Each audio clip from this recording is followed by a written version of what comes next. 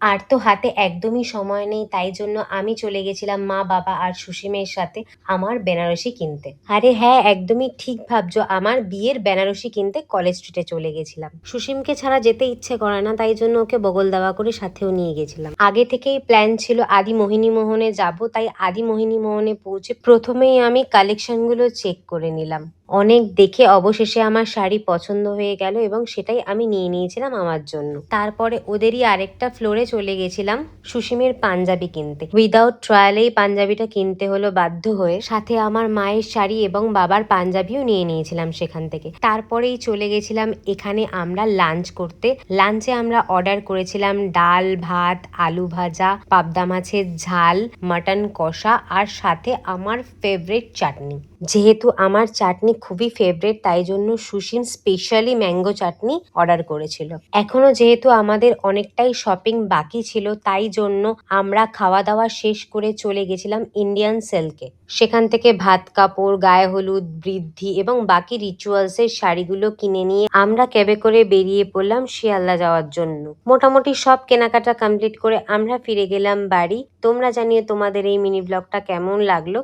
Tata.